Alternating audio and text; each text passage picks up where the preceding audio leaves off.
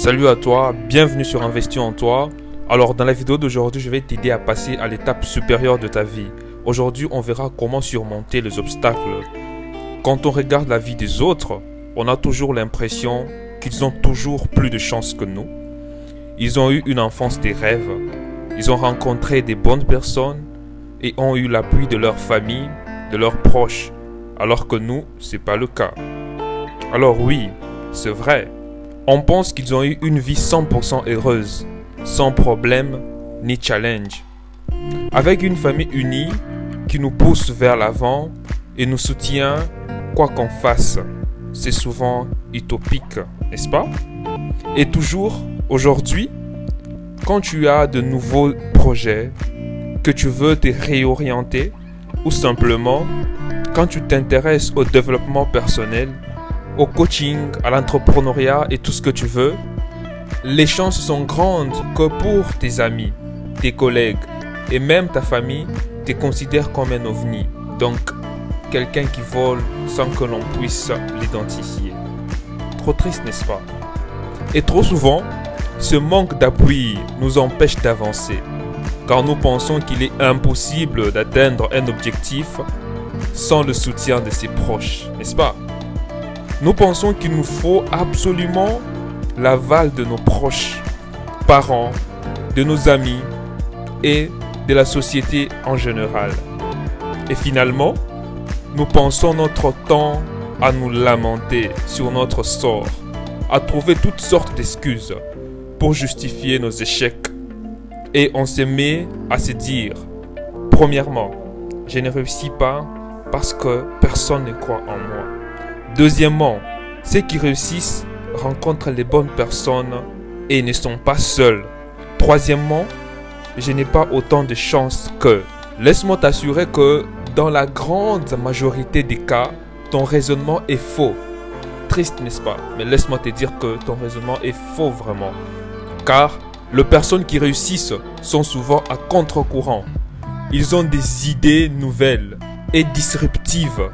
Et ils sont toujours très seuls à croire en leur vision, jusqu'à ce que tout le monde reconnaisse qu'ils avaient raison et le soutiennent. J'aimerais te faire réfléchir au sujet en te racontant l'histoire de Wilma Rudolph, qui, depuis sa plus tendre enfance, enchaîne des problèmes de santé. Elle naît prématurément et ne pèse que 2 kg, s'il te plaît. Puis, elle attrape une pneumonie, la scarlatine, puis enfin la polio. Ce qui la paralyse partiellement et fragilise ses jambes. Ses docteurs lui disent qu'elle ne marchera plus jamais. Triste, n'est-ce pas? Pour ne rien arranger, elle habite une ville du sud des États-Unis à une époque de ségrégation et elle ne peut même pas être convenablement soignée dans l'hôpital de la ville réservé aux blancs. Racisme. Triste encore, n'est-ce pas? Mais tiens-toi bien, s'il te plaît. Mais, en dépit de tous ces obstacles et de la vie de médecin, Wilma parvient à marcher normalement à l'âge de 12 ans. Imagine-toi, dès son enfance, mais c'est jusqu'à l'âge de 12 ans qu'elle parvient à marcher. On continue. Imagine quand même, passer les 12 premières années de ta vie, infirme, sans pouvoir marcher. Et en plus de ça, d'être victime des racismes.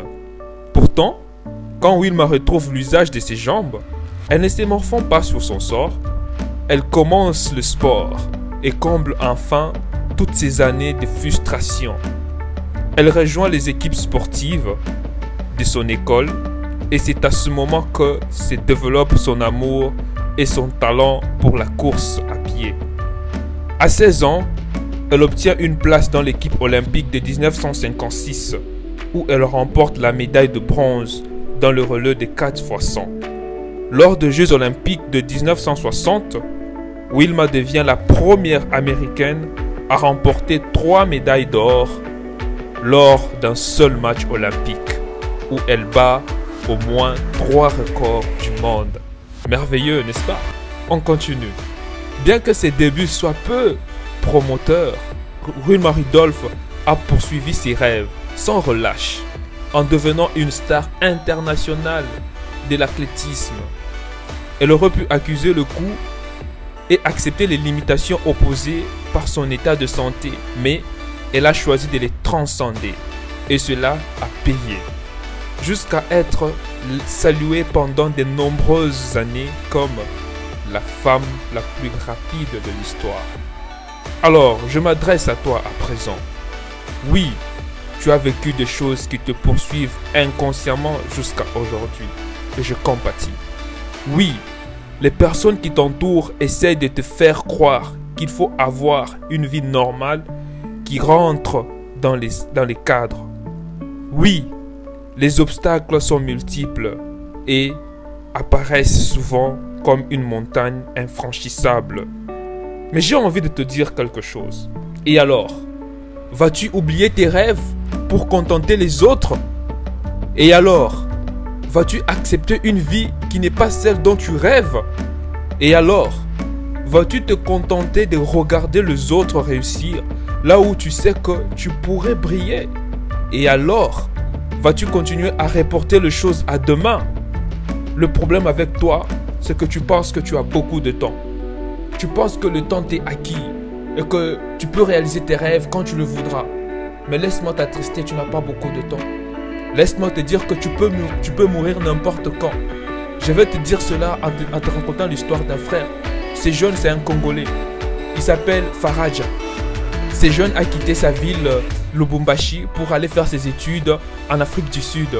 Il faisait ses études là-bas et puis il a voulu rentrer au pays pour rendre visite à sa famille, juste pour un mois. Quand il a parlé de ça à ses parents, son père n'était pas d'accord. Son père lui disait que non, ne viens pas pour les vacances. Il s'est entêté, il a essayé même de payer le transport juste par son propre argent. Il a fait la surprise à sa famille, puis il est parti rendre visite à sa famille pour les vacances. Juste pour un mois, s'il te plaît. Arrivé là-bas, la famille l'a accueilli et puis il a retrouvé ses amis et tout ça. Mais quelques jours juste après, quelques semaines après, il a eu un accident, s'il te plaît. Quand il a eu cet accident-là, il était obligé d'aller se faire soigner. Il est parti à l'hôpital et là-bas, on n'avait pas bien pris soin de lui. Il a fait une hémorragie, puis il a connu la mort. S'il te plaît, ce jeune qui avait plein de vie, il était en bonne santé. Quand il était à l'hôpital même, il avait l'air d'aller bien. Ses amis venaient même le voir. Mais imagine-toi que vous partez voir votre ami les avant-midi, puis les après-midi, on vous annonce qu'il est mort. Tu vois ces jeunes, comment est-ce que pouvait-il savoir qu'il pouvait mourir? Et toi alors? Tu penses que tu as tout le temps? Tu penses que tu as tout le temps du monde? Laisse-moi t'attrister, tu n'as pas beaucoup de temps. Le temps est compté. Ok? Donc prends ta vie en main. Prends ta vie en main. Ne vois pas ce que les gens disent sur toi. Ne vois pas les critiques. Ok? Tu dois agir. Et cela, tu dois le faire maintenant. Ok? Tu dois agir maintenant. Tu dois arrêter de procrastiner. Tu dois arrêter de croire que tu es incapable de réussir. Ok? Do not wait for things to be perfect. No. Ok? It won't. Things won't be perfect. Do what you can, where you are, with what you have. N'attends pas à ce que les choses soient parfaites. Elles ne le seront pas. Ok? Fais ce que tu peux. Là que tu es, do not forget to always do small things with great love. N'oublie jamais de faire de petites choses avec un grand amour. N'oublie pas. Ok? Qu'importe la chose que tu es en train de faire, même si elle est petite, mais fais-le avec grand amour, s'il te plaît. Ne pense pas que tu as beaucoup de temps et tout ça. C'est fini. Tu dois arrêter de rêver. Rêver, c'est terminé. Tu dois agir maintenant, ok? Ne te passe pas tout ton temps en train de dormir. La vie n'est pas faite pour se reposer. Tu dois faire du repos une nécessité et non un objectif. Tu dois agir. Sache que les mauvaises herbes envahissent le jardin. Tu dois prendre ta vie en main. Si tu ne le fais pas, personne ne le fera à ta place.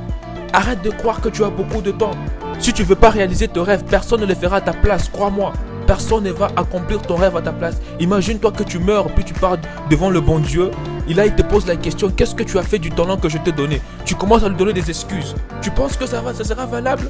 Il n'y a pas d'excuses à donner. Tu dois prendre ta vie en main. Retiens que le fait que tu es en train de perdre de temps, il y a quelqu'un quelque part qui attend à être inspiré par toi.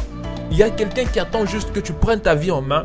Il y a quelqu'un qui attend juste que tu parles. Il y a quelqu'un qui attend juste que tu puisses agir pour que la personne puisse transformer sa vie. Mais toi, tu es là en train de dormir. Tu passes tout ton temps au téléphone. Tu es là, tu te dis que tu n'as rien à faire. Voilà, tu commences maintenant à étudier la vie des gens. Il suffit qu'une personne puisse poster un statut ou mettre quelque chose en story. Tu es la première personne à voir cela. Manque à faire. quand on n'a rien à faire, on devient improductif. La vie est faite pour agir. Retiens que même dans le mot business, il y a le mot busy. Tu dois toujours te garder occupé à faire des activités productives, s'il te plaît. Ok? Agis, prends ta vie en main et c'est là, c'est maintenant. N'attends pas. Ne pense pas que tu as beaucoup de temps. S'il te plaît, commence à vivre comme si chaque jour était le dernier. Tu verras que ta vie prendra une autre tournure. C'était vraiment ça mon message d'aujourd'hui. J'espère que l'histoire de Wilma te booste. J'espère que ça te motive. S'il te plaît, je ne veux pas qu'à la fin de cette vidéo, tu puisses demeurer la même personne. Change s'il te plaît. Change ta façon d'agir. Change ta façon d'être. Laisse-moi te poser une question. C'est quand la dernière fois que tu as fait une chose pour la première fois? Retiens que si chaque jour tu fais les choses comme hier, ta vie sera la même demain. Apprends à apprendre de nouvelles choses. Apprends à rencontrer de nouvelles personnes. Apprends à acquérir de nouvelles connaissances. C'est comme ça que tu vas grandir. C'est comme ça que tu vas atteindre tes objectifs. C'est comme ça que tu vas inspirer des vies. Alors fais-moi savoir en commentaire comment cette vidéo t'inspire. Lâche un commentaire s'il te plaît. Écris une phrase clé des choses que tu veux accomplir dans le jour qui vient. Okay? Ou bien écris une phrase qui t'a le plus parlé dans mon message d'aujourd'hui. Ne le fais pas pour moi, mais fais-le pour toi. Et moi je te dis, avançons ensemble et bluffons les gens autour de nous.